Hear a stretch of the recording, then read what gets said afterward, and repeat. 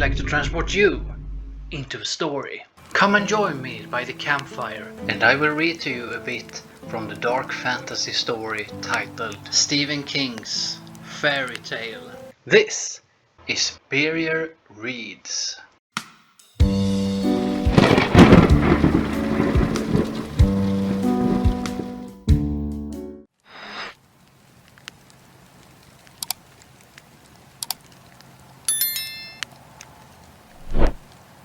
Stephen King's Fairy Tale. Chapter 2. Mr. Bowditch, Radar, and Night in the Psycho House. I pedaled around the corner to the gate on Sycamore Street and leaned my bike against the sagging picket fence. The gate, short, hardly up to the waist, wouldn't open. I peered over it and saw a big bolt, as rusty as the gate it was bearing. I yanked on it, but it was frozen solid. The dog howled again. I slipped out my backpack, which was loaded with books, and used it for a step. I clambered over the gate, banging my knee on the "Beware of Dog" sign, and going to the other knee on the far side, when one of my sneakers caught at the top. I wondered if I could broad jump it back to the sidewalk if the dog decided to come after me the way it had at Andy. I remembered the old cliché about fear giving somebody wings, and hoped I wouldn't have to find out if that was true. I was football and baseball. I left high jumping to the trackies. I ran around the back, the high grass wickering against my pants. I don't think I saw the shed, not then, because I was mostly looking for the dog. It was on the back porch. Andy Shen said it must have gone 120 pounds, and maybe it did when we were just little kids, with high school far in our future. But the dog I was looking at couldn't have weighed more than 60 or 70. It was skinny with patchy fur and a bedraggled tail and muzzle that was mostly white. It saw me, started down the rickety steps, and almost fell, avoiding the man who was sprawled on them. It came at me, but this was no full-out charge, just a limping, arthritic run. "Radar, down!" I said, not really expecting it to obey me, but it went to its belly in the weeds and began to whine. I gave it a wide berth on my way to the back porch just the same. Mr. Bowditch was on his left side.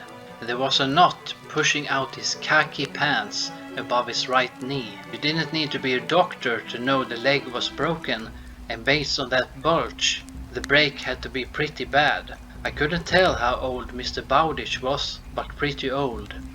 His hair was mostly white, although he must have been a real carrot top when he was younger, because there were still streaks of red in it. They made it look like his hair was rusting. The lines on his cheeks and around his mouth were so deep they were grooves. It was cold, but his forehead was beaded with sweat. "Need some help," he said. "Fell off the fucking ladder." He tried to point. That made him shift a little on the steps, and he groaned. "Have you called 911? I asked. He looked at me as I was stupid. "The phone's in the house, boy. I'm out here." I didn't understand that until later. Mr. Bowditch had no cell phone, had never seen the need to get one, hardly knew what they were. He tried to move again and bared his teeth. "Jesus, this hurts." "Then you better stay still," I said. I called 911 and told them I needed an ambulance at the corner of Pine and Sycamore, because Mr. Bowditch took a fall and broke his leg. I said it looked like a bad break. I could see the bone poking out of the leg of his pants, and his knee looked swollen too. The dispatcher asked me for the house number, so I asked Mr. Bowditch. He gave me that "was you born stupid" look again, and said, "Number 1. I told the lady that, and she said they send an ambulance right away. She said I could stay with him and keep him warm. He's sweating already, I said. If the break is as bad as you say, sir, that's probably shock. Okay. Radar limped back, ears flattened, growling. Stop it, girl, Bowditch said. Get low. Radar, she, not it, went on her belly at the foot of the steps with what looked like relief and started to pant. I took off my leather jacket and started to spread it over Mr. Bowditch. What the hell are you doing? I'm supposed to keep you warm. I am warm. But I saw that he really wasn't, because he'd started to shiver. He lowered his chin to look at my jacket. High school kid, are you? Yes, sir. Red and gold, so Hillview. Yes. Play sports? Football and baseball. The Hedgehogs. What? He tried to move and gave a cry. Radar pricked up her ears and looked at him anxiously. What a silly name that is. I couldn't agree. You better not try to move, Mr. Bowditch. Steps are digging into me everywhere. I should have stayed on the ground, but I thought I could make it to the porch. Then inside. Had to try. Going to be fucking cold out here before long. I thought it was pretty fucking cold already. Glad you came. Guess you heard the old girl howling. Her first, then you calling, I said. I looked up at the porch. I could see the door, but I don't think he would have been able to reach the knob without getting up on his good knee, which I doubted he'd have been able to. Mr. Bowditch followed my gaze. Dog door, he said. Thought maybe I could crawl through. He grimaced. I don't suppose you have any painkillers, do you? Aspirin or something stronger? Playing sports and all? I shook my head. Faint. Very faint. I could hear a siren. What about you? Do you have any? He hesitated and nodded. Inside. Go straight down the hall. There's a little bathroom off the kitchen. I think there's a bottle of Emperine in the medicine cabinet. Don't touch anything else. I won't. I knew he was old and in pain, but I was still a little cheesed off by the implication. He reached out and grabbed my shirt. Don't snoop. I pulled away. I said I won't. I went up the steps. Mr. Bowditch said, Radar, go with. Radar limped up the steps and waited for me to open the door rather than using the hinged flap cut in the bottom panel.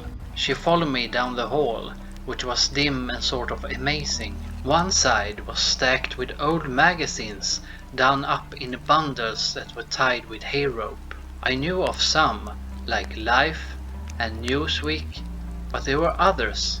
Collier's, Dig, Confidential, and All Man that I'd never heard of. The other side was stacked with books, most of them old and with that smell that old books have. Probably not everyone likes that smell, but I do. It's musty, but good must.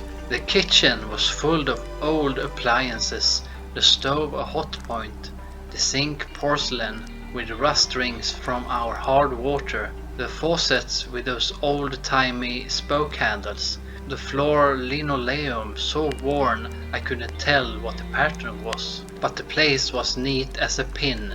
There was one plate and one cup, and one set of silverware, knife, fork, spoon, in the dish drainer. That made me feel sad. There was a clean dish on the floor with Radar printed around the rim, and that made me feel sad too. I went into the bathroom, which was not much bigger than a closet, nothing but a toilet with the lid up and more rust rings around the bowl, plus a basin with a mirror over it. I swung the mirror back and saw a bunch of dusty patent medicines that looked like they came over on the Ark. A bottle on the middle shelf said Emperine. When I grabbed it, I saw a little pellet behind it. I thought it was a BB. Radar waited in the kitchen because there really wasn't room enough for both of us in the bathroom. I took the cup from the dish drainer and filled it from the kitchen tap. Walked back down the hall of old reading matter with Radar padding right behind me. Outside, the siren was louder and closer. Mr. Bowditch was lying with his head down on one forearm. You okay? I asked. He raised his head so I could see his sweaty face and haggard, dark-ringed eyes. Do I look okay? Not really, but I'm not sure you should be taking these pills. The bottle says they expired in August of 2004. Give me 3.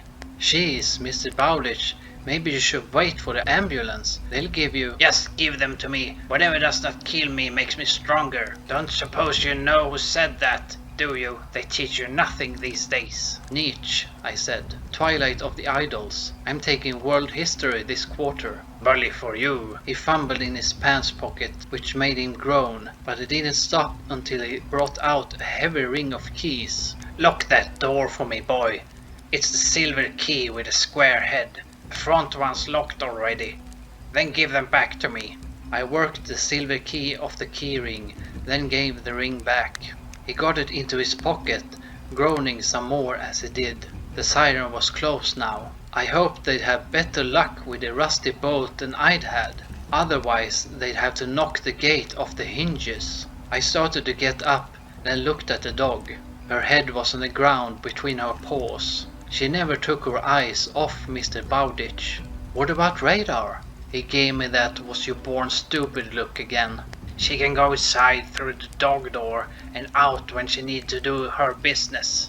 A kid or small adult who wanted to have a look around and steal something could also use it, I thought. Yeah, but who's going to feed her? I probably don't need to tell you that my first impression of Mr. Bowditch wasn't good. I thought he was a bad-tempered grouch, and it was no wonder he was living alone. A wife would have killed him or left. But when he looked at the aging German shepherd, I saw something else. Love and dismay. You know that saying about being at your wit's end? Mr. Bowditch's face said he was there. He must have been in excruciating pain. But right then, all he could think about, all that he cared about, was his dog. Shit. I can't leave her. I'll have to take her to the goddamn hospital. There are more parts of this story coming up here on YouTube, so be sure to subscribe, leave a like, share this video with your friends, and leave a comment below. I write my own dark fantasy stories, which are inspired by spirituality, which you can check out by going to my Patreon in this link up here, or in the link in the description. And a special thanks to all of my patrons. You're the reason I can do this, so I'm really grateful.